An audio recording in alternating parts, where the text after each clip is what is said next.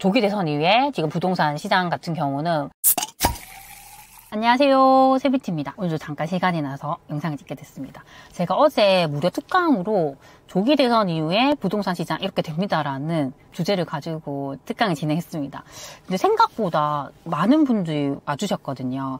제가 녹화본은 따로 제공하지 않아서 혹시나 듣고 싶었는데 못 들으신 분들을 위해서 좀 간단하게 요점 좀 정리해서 말씀을 드리려고 합니다. 일단 이제 6월 3일에 우리가 대통령이 선정이 됐죠. 이제 민주당이 정권을 잡았습니다.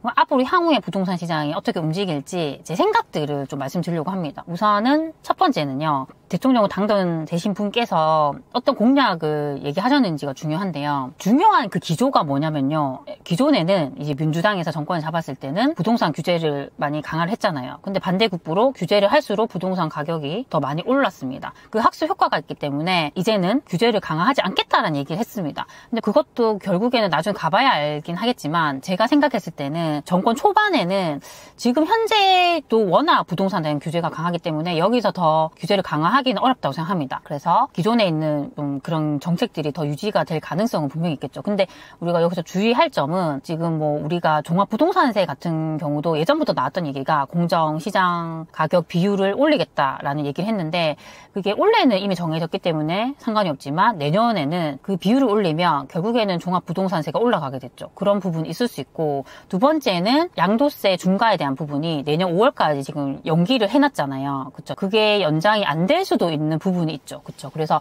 그런 부분에 대해서는 고가주택 갖고 있는 분들은 그런 영향을 받을 수는 있다라고 고려할 수 있습니다. 근데 일단은 정확한 것은 그 시점에 가봐야지 알 수 있을 것 같고요. 두 번째로 제가 말씀을 드렸던 부분은 뭐 당연히 이제 정권이 바뀌면서 영향을 받을 수 있지만 어떻게 보면 뭔가 확실히 그 정치적인 불확실성이 없어진 거 맞잖아요. 그쵸? 저는 그로 인해서 어떻게 보면 사람들의 심리에는 분명히 뭔가 안정감을 줄 수 있을 것 같아요. 그전에는 워낙 정치적으로 조금 불안하다 보니까 이런 식의 정말 내가 집을 사도 될까 고민할 수 있지만 일단은 뭔가가 확실히 정해졌다라는 부분이 사람들에게 조금 불확실성을 해제시켜주는 부분이 있다고 생각합니다.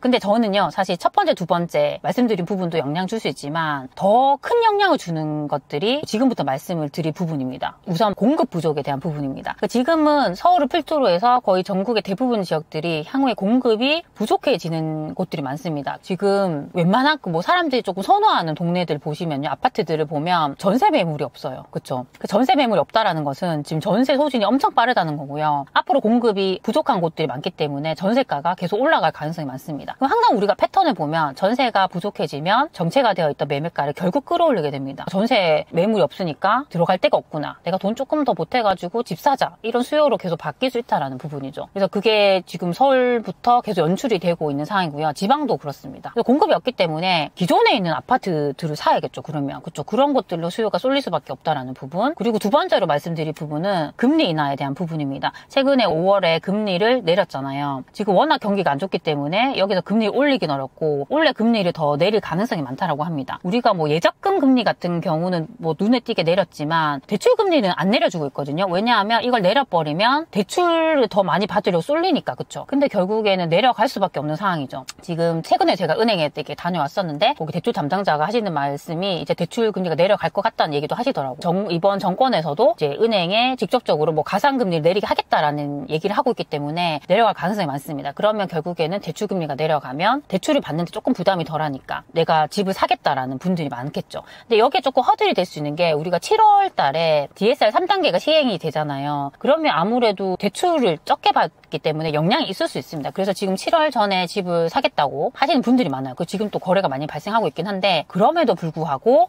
대출에 대한 부담이 좀 줄어들었기 때문에 집을 사려고 하는 분들이 많지 않을까 좀 그런 생각을 합니다. 그래서 저는 일단 정책에 대한 부분도 영향을 줄 수 있지만 저는 그보다는 아까 방금 말씀드린 공급에 대한 부분, 금리에 대한 부분이 더 영향을 줄 수 있습니다. 근데 그런 것들이 지금 앞으로 금리도 내려가고 공급이 부족해지기 때문에 부동산 가격이 지금보다 더 우상향할 가능성이 많다라고 생각합니다. 지금 정책적으로는 공급을 더 늘리겠다라는 얘기를 하고 있지만 그 공급이라는 것이 단기간에 늘려질 수 있는 건 아니거든요. 그렇죠? 그래서 가격이 여기서 더 빠지긴 어렵고 오히려 지금은 더 올라가는 곳들이 눈에 띄게 나타나지 않을까 그런 생각을 합니다. 그리고 또 하나가 우리가 생각해야 되는 부분이 뭐냐면 지방에 대한 부분이에요. 지금은 서울, 경기, 수도권 위주로 올라가는 곳들이 보이지만 지방은 어렵잖아요. 근데 조금 지방에 대한 완화책이 나올 수 있습니다. 최근에 뭐 지방 공시가격 2억 이하를 사면 주택세 포함 안 시키겠다, 취득세 중과를 안 하겠다라고 했잖아요. 그리고 지금 DSR 3단계 같은 경우도 지금 지방에 대해서는 강화하지 않고 일단 올 연말까지는 기존대로 거의 갈 것 같다라는 얘기가 나오고 있거든요. 그 지방에 대해서 조금 뭔가 풀어주는 분위기가 있으면 지방으로 수요가 갈 수 있고, 또 지금 서울이나 이제 경기 수도권에서 급등하는 지역들이 나타나면 규제 지역으로 묶을 가능성도 분명히 있거든요. 그렇게 묶여버리면 예전처럼 그런 유동성들이 지방 광역시나 이런 데로 갈 수도 있는 거죠. 그래서 지금 만약에 나는 서울이나 수도권 사고 싶은데 내가 지금 기존 집이 안 팔려서 내가 지금은 여력이 안 돼서 못 산다는 분들은 저는 크게 좌절할 필요는 없다고 생각합니다. 그러면 지방 광역시 같은 거 보셔도 되잖아요. 그쵸? 그런 것들이 지금 대부분 2, 3억씩 다 빠져 있거든요. 그럼 욕심을 조금 내려놓고 내가 이만큼 가격이 저렴하니까 내가 지금 사서 2, 3억 정도 오르면 좋은 거지라고 생각할 수 있잖아요. 그쵸? 그래서 무조건 서울 수도권만 정답은 아닌 것 같아요. 저는 제 영상에서도 무조건 서울 수도권 얘기만 하는 게 아니라 지방 얘기도 계속 많이 하려고 하고 있거든요. 그래서 그렇게 조금 살펴보면 좋을 것 같습니다. 조금 정리를 해드리면 조기 대선 이후에 지금 부동산 시장 같은 경우는 뭐 정책 영향을 받을 수 있지만 그래도 정권 초기에는 눈에 띄게 뭔가를 규제하는 정책이 나오긴 어려울 것 같아요. 네, 그런 부분. 근데 그보다는 우리가 공급이나 금리 인하에 대한 그런 것들이 영향을 더 줄 수 있다는 부분, 그렇게 본다고 했을 때는 지금 향후에 부동산 가격이 여기서 더 빠지긴 어렵다는 생각을 합니다. 그래서 만약에 저는 지금 무주택자인 분들은요, 집을 사도 되지 않을까 싶습니다. 이걸 계속 미루다가는 내가 그때라도 집을 사야 했는데라는 후회를 할 수 있다는 생각이 들거든요. 그리고 1주택자인 분들은요, 갈아타기 당연히 괜찮죠. 지금이라도 갈아타는 건 괜찮고, 아니면 내가 여력이 된다면 하나를 더 사는 전략도 할 수 있겠죠. 다주택자인 분들은요, 저는 주택수를 줄이는 게 사실 더 낫지 않을까 싶습니다. 나중에 혹시나 종부세가 또 올라가게 되면 주택수가 많으면 중과가 되기 때문에 그런 부분도 분명히 영향 줄 수 있거든요. 그래서 지금 정책이 바뀌지 않는 한은 똘똘한 한 채에 대한 니즈가 계속 발생하기 때문에 오히려 주택수를 좀 줄여서 내가 기존에 갖고 있는 것들을 좀 좋은 걸로 바꾸는 것들이 더 필요하지 않을까 싶습니다. 오늘은 제가 진행했던 무료 특강에 대한 핵심적인 내용들을 좀 정리를 해서 말씀드렸습니다. 앞으로도 또 제가 더 도움될 수 있는 내용들 영상으로 이렇게 많이 만들어 보도록 하겠습니다. 그래서 항상 제 영상을 봐주셔서 너무 감사드립니다. 그럼 우리 다음 시간에 만나요. 안녕.